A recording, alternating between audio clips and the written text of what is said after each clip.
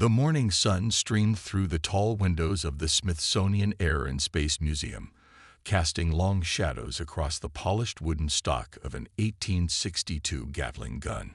Captain James Walker ran his hand over the smooth metal barrel, carefully checking for any signs of rust or wear.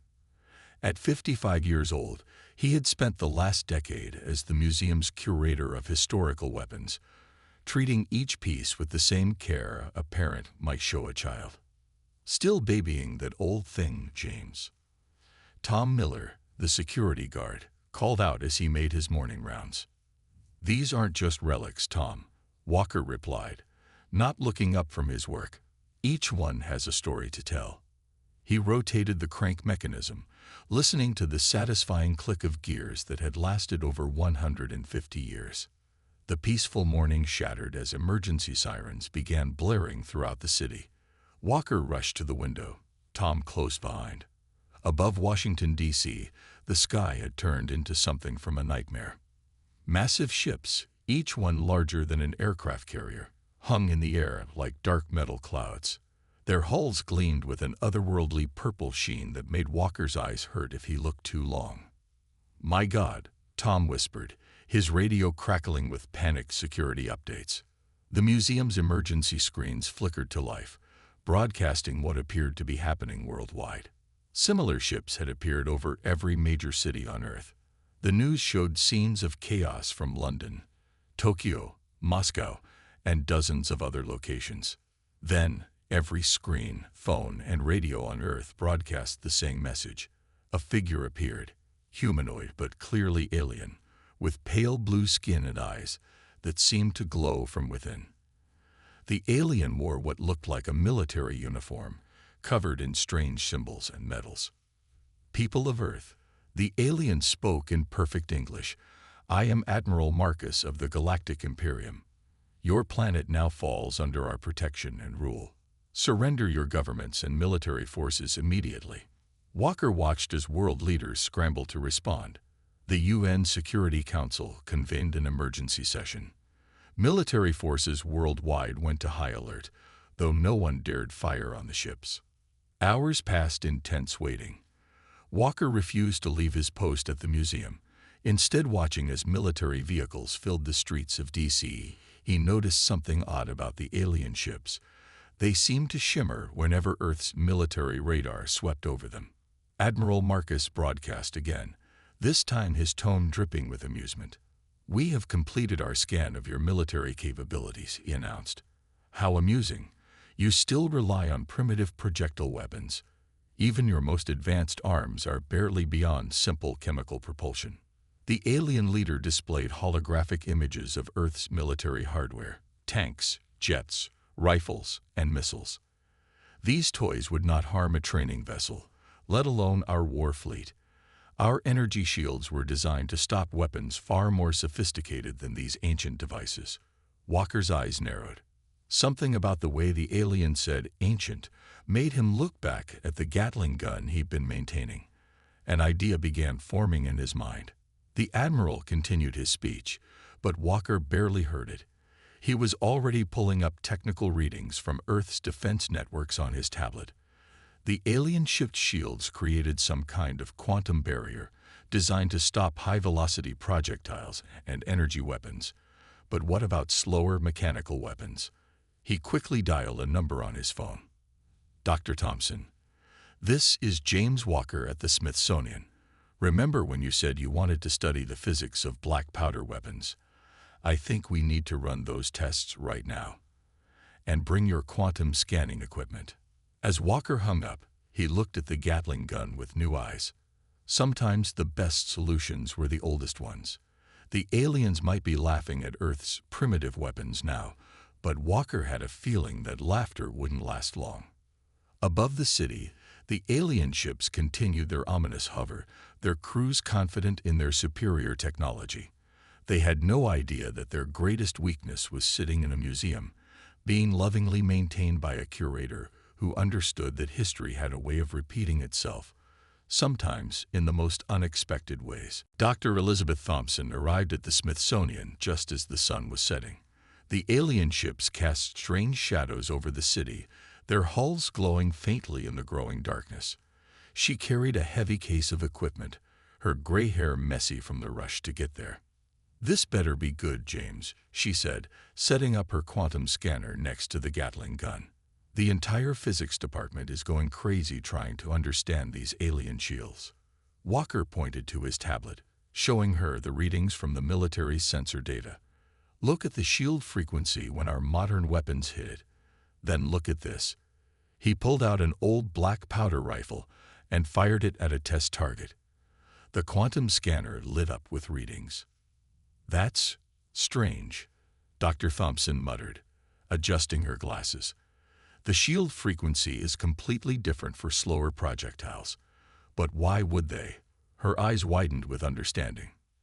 "They built their defenses to stop modern weapons," Walker finished her thought. "Energy beams, hypersonic missiles, plasma, everything advanced. But what if we went the other direction?" They spent the next 3 hours testing different weapons from the museum's collection. Muskets, revolvers, and finally, the Gatling gun. Each time, the quantum scanner showed the same results. The alien shields were almost useless against 19th century weapons. "Their overconfidence is their weakness," Walker said, cranking the Gatling gun's handle slowly. "They thought we'd only try to match their technology, not go backwards." A loud bang from outside made them jump. Through the window, they watched as the military tried firing their most advanced missiles at one of the alien ships. The projectiles exploded harmlessly against purple energy shields. "We need to show this to someone in charge," Dr. Thompson said, gathering her data. "But who's going to believe that museum pieces are the answer?" Walker was already making a call. "General Hayes, this is Captain Walker from the Smithsonian. I know how to hurt these aliens, but you're not going to like it." An hour later, the museum was filled with military officers. General Hayes, a tall man with a stern face, watched as Walker demonstrated his discovery. He fired a modern rifle at a piece of alien metal they'd recovered. The shield technology built into it flared to life, stopping the bullet. Then he fired an old Springfield rifle. The lead ball punched right through. "You're telling me," General Hayes said slowly, "that the most advanced alien empire we've ever seen is vulnerable to Civil War weapons. Their shields are tuned to stop anything moving faster than about 1,500 feet per second," Dr. Thompson explained. "Most modern bullets move at twice or 3 times that speed. But black powder weapons, they're just slow enough to slip right through." "And the Gatling gun?" Hayes asked, looking at the artifact with new respect. Walker smiled. 600 rounds per minute, each one slow enough to pass right through their shields. And we have the blueprints to make more. The general was quiet for a long moment, looking up at the alien ships through the window. Finally, he turned back to Walker. "How many of these ancient weapons can we get our hands on?" "Every museum in the country has some," Walker replied. "And I know plenty of collectors. We can start production of new ones immediately. The design is simple enough." "Do it," Hayes ordered. "And keep this quiet. Let the aliens keep laughing at our primitive weapons. Thompson, work with Walker to modify these designs for modern production. I want a working prototype within 48 hours. As the military cleared out, Walker and Thompson looked at each other with growing excitement. Sometimes the past held the key to the future. And right now, Earth's future might depend on weapons its enemies thought were long obsolete. Above them, Admiral Marcus's ship continued to broadcast messages about Earth's inferior technology. Soon, he would learn just how dangerous primitive weapons could be in the hands of those who knew how to use them. The old warehouse outside Washington, D.C. buzzed with activity. What had been an empty building 3 days ago was now a strange mix of museum and military base. Walker watched from a catwalk as forklifts carried crates of preserved weapons from dozens of museums across the country. "The British Museum just confirmed their shipment," Dr. Thompson said, checking her tablet. "They're sending every functional Gatling gun they have, plus 100 Brown Bess muskets." Walker nodded, making his way down to the main floor. Teams of engineers and historians worked side by side, carefully restoring ancient weapons, while others used modern tools to create perfect copies. The air smelled of oil, black powder, and hope. "How's the ammunition production coming along?" he asked, approaching a group of workers operating newly built molds. "Better than expected," replied Mike Davis, their lead manufacturer. He held up a freshly cast lead bullet. "Simple technology, really. We can make thousands per hour." The hard part was getting the black powder mixture right. A commotion at the main door drew their attention. General Hayes entered with a group of soldiers, wheeling in what looked like a damaged alien vehicle. It was the size of a small car, its purple-tinted metal scarred and burnt. "Scout ship," Hayes announced. "One of theirs crashed outside Baltimore. Time to test our theory in practice." Walker's heart raced as they set up the test. They positioned one of the restored Gatling guns 20 yards from a piece of the alien hull that still had its shield generator intact. Dr. Thompson stood by with her scanning equipment. "Shield is active," she called out. "Power readings are consistent with their warship defenses, just on a smaller scale." Walker took position behind the Gatling gun, his hands fitting naturally on the crank handle. "Ready when you are, General." Hayes nodded. "Fire when ready, Captain." The Gatling gun's mechanism was beautiful in its simplicity. As Walker turned the crank, gravity fed bullets down through the chambers. Each rotation fired 10 rounds, the barrels spinning in sequence. The sound was different from modern weapons, not the sharp crack of smokeless powder, but a deeper, rolling thunder. Lead balls streamed out at the alien shield.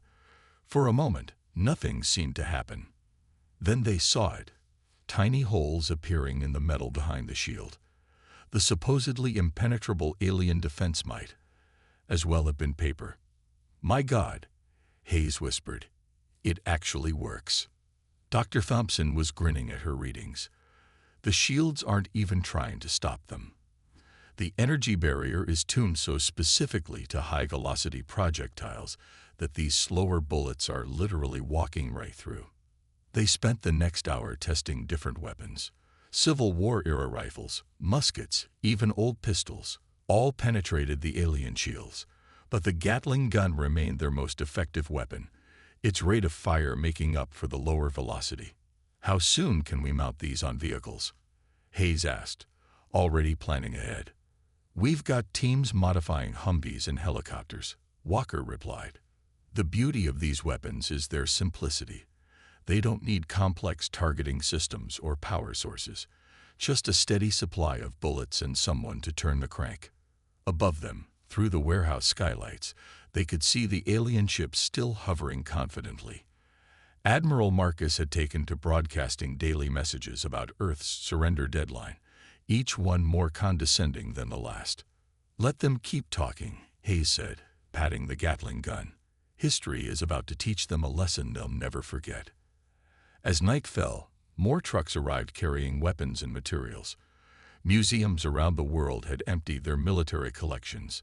Civil War reenactors donated their reproduction weapons. Even private collectors were contributing to the cause.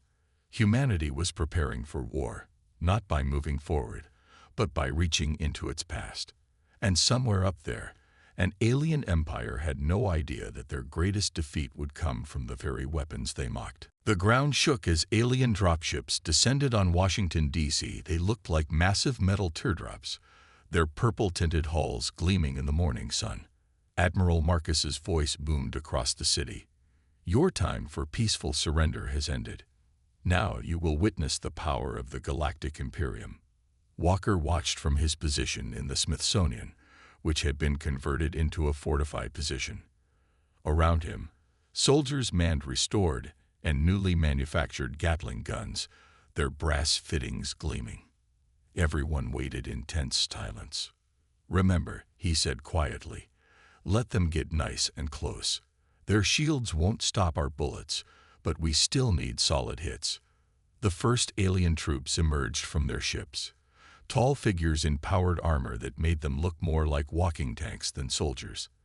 They moved with absolute confidence, not bothering to seek cover. Why should they? Their scans showed only primitive weapons ahead. "Wait for it," General Hayes commanded through the radio. Wait. The aliens formed up in perfect ranks, their energy weapons humming with power. Their commander stepped forward, probably to demand surrender one final time. "Now," Hayes ordered. The sound that filled the air was like nothing in modern warfare. No sharp cracks of gunfire or whistling rockets. Instead, it was the deep, thunderous roar of hundreds of Gatling guns firing at once. The air filled with black powder smoke, giving the scene an eerily historical feel. At first, the aliens didn't even react. Their shields flared to life automatically, and they clearly expected that to be the end of it. Then the screaming started. Lead balls tore through their supposedly impenetrable shields like they weren't even there. The alien front line collapsed in chaos. Their commander tried to rally them, but a burst from Walker's own Gatling gun cut him down mid-speech. "Press the advantage," Hayes shouted. "Mobile units, move up." Modified Humvees burst from hidden positions, each mounted with twin Gatling guns. They looked bizarre, modern military vehicles with Civil War-era weapons, but they were devastatingly effective. The aliens tried to return fire, their energy weapons blazing, but they were panicking now, their shots going wild. Walker cranked his gun steadily, the mechanism working as smoothly as it had in 1862. Around him, other gunners did the same. The secret of the Gatling gun was its simplicity. No electronics to fail, no complex parts to break. Just simple, reliable mechanics. "They're falling back," someone shouted. The aliens were indeed retreating, practically trampling each other to get back to their dropships. Their perfect formations had dissolved into chaos. But the dropships offered no safety. The modified Gatling guns on the Humvees turned their attention upward, streams of lead balls punching through the ship's shields and hulls. One dropship crashed almost immediately, while two more spun out of control before managing to limp away. In just 20 minutes, the battle was over. The street in front of the Smithsonian was littered with alien bodies and equipment. Their advanced armor, designed to stop energy weapons and hypersonic projectiles, had been pierced again and again by simple lead balls. "Status report," Hayes called out. 3 men wounded from energy weapon fire," came the response. "No fatalities. Enemy forces completely routed. Estimate at least 50 alien casualties. 2 dropships destroyed, 3 damaged." Walker looked up at the massive alien ships still hovering above the city. The Imperium had just learned a harsh lesson about underestimating primitive weapons, but this was just the beginning. They would be back, and they would be angry. "Get these guns reloaded," he ordered. "And someone tell the ammunition teams to step up production. Something tells me our friends up there are about to take us a lot more seriously." Above, Admiral Marcus's ship had fallen silent. No more mocking messages about Earth's inferior weapons.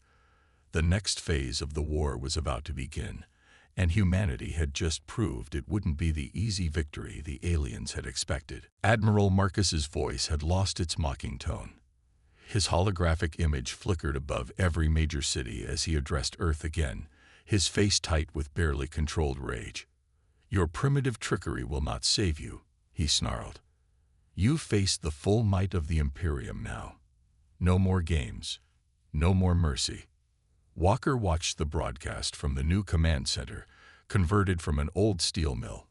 Around him, workers continued casting bullets and assembling more Gatling guns. The first victory had bought them time, but everyone knew the aliens would return stronger. "They're launching something big," Dr. Thompson said, studying her sensors. "Much larger than the dropships. These look like heavy assault carriers." General Hayes pointed to a map showing alien movements worldwide. "They're not just hitting Washington this time. Paris, London, Moscow, Beijing, all reporting massive formations incoming." Walker studied the blueprints spread across his desk. Designs for weapons even older than the Gatling gun. "Then it's time for Phase 2. Get me the artillery teams. Outside, the sky darkened as massive alien ships descended through the clouds. Each one was the size of a small town, bristling with weapons. But they had made one crucial mistake. They still hadn't adjusted their shield frequencies. "All positions, report ready," Hayes commanded through the radio. One by one, the responses came in. Hidden in parks, behind buildings, and in hastily dug earthworks were not just Gatling guns now, but restored Civil War cannons. Old smoothbore weapons that fired solid iron balls at speeds just slow enough to slip through alien shields. The alien assault carriers opened, disgorging not troops this time, but massive war machines. Walker had expected this. After losing so many soldiers to the Gatling guns, they would try to win with pure firepower. "Let them get grounded," he ordered. "Wait for my signal." The alien walkers stood 4 stories tall, their energy weapons already charging. They looked invincible, like something from a nightmare. But Walker knew better now. The bigger they were, the harder they would fall. Artillery teams, opened fire. The ground shook as dozens of Civil War cannons fired in unison. The sound was deafening, a deep boom that seemed to come from another century. Simple iron balls, technology that hadn't changed since the age of sailing ships, arsed through the air. The aliens clearly expected the projectiles to splash harmlessly off their shields, just as modern missiles did. Instead, the heavy iron spheres passed straight through, smashing into delicate machinery. 3 walkers went down in the first volley, their legs shattered by impacts their designers had never planned for. Gatling teams engaged the troops. Hayes commanded as alien soldiers poured from the damaged machines. The chattering roar of Gatling guns filled the air once again. But this time, the aliens were ready with portable shield generators. It didn't help them. The simple lead bullets ignored the energy barriers completely, turning their formations into chaos. "Sir," Dr. Thompson called out. "They're trying to adjust their shield frequencies, but they can't go low enough without losing protection against their own weapons." Walker smiled grimly. The aliens had built their entire defense system around stopping high-velocity projectiles. To block these slower bullets and cannonballs, they would have to leave themselves vulnerable to their own energy weapons. "Launch the balloons," he ordered. Observers in hot air balloons, another piece of primitive technology, rose above the city, directing artillery fire onto the alien positions. The enemy had no defense against such simple spotting methods. Their electronic jamming and sensor blocks were useless against human eyes with signal flags. "They're pulling back again," Hayes reported. "But there's something bigger coming. Their capital ships are moving into position." Walker nodded, already reaching for another set of blueprints. "Then it's time for the final phase. Get our space teams ready. Let's show them what else we found in the museums." The real battle was about to begin, and humanity's oldest weapons would face their greatest test yet. The Kennedy Space Center hummed with activity as workers mounted Gatling guns onto modified space shuttles. Walker watched from the control room as Dr. Thompson made final adjustments to their newest creation, a space-worthy version of the old weapon that could fire in zero gravity. "The mechanical feed system was the tricky part," she explained, pointing to the blueprints. "But we kept it simple. Springs and gravity wheels, just like the old days. No electronics for them to jam." General Hayes entered the room, his face grim. "Admiral Marcus is done playing around. He's gathering his entire fleet in high orbit, over 200 ships." "Then it's time," Walker said, checking his pressure suit. "Are the crews ready?" 20 space shuttles sat on their launch pads, each one modified with museum pieces turned into weapons. They looked strange, modern spacecraft bristling with Civil War-era guns, but they were humanity's best hope. "All crews report ready," Hayes confirmed. "Remember, you'll only get one shot at this. Make it count." Walker nodded, heading for his shuttle. The plan was simple, but risky. The alien fleet would expect modern weapons, missiles, lasers, maybe even nuclear devices. They wouldn't expect what was coming. Launch countdown beginning, the controller announced. T-minus 10 minutes. Inside his shuttle, Walker ran final checks on the Gatling gun mount. They had tested the system in vacuum chambers, proving that black powder would still ignite in space. The guns would work. The only question was whether they could get close enough to use them. Remember, he spoke to his crew. These ships were built for energy weapons combat at long range. They'd never fought anything up close and personal. The countdown reached 0. 20 shuttles roared into the sky on pillars of flame, carrying humanity's oldest weapons into its newest battlefield. As they broke through the atmosphere, they saw the alien fleet. Massive warships filled the sky, their purple-tinted hulls blocking out the stars. Admiral Marcus's flagship floated in the center, bigger than all the rest. "Attack formation," Walker ordered, "just like we planned." The shuttles split into 5 groups, each targeting different sections of the fleet. The aliens, as expected, opened fire with energy weapons. Space lit up with beams of light and plasma bolts. But the shuttles were too close now, darting between the massive ships.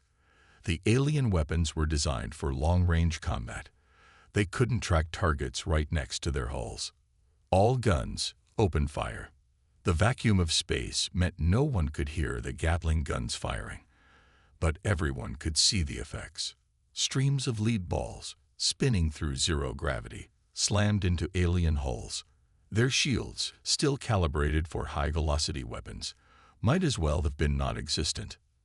"Direct hits confirmed," Thompson shouted over the radio. "Their hull plating can't handle the impacts."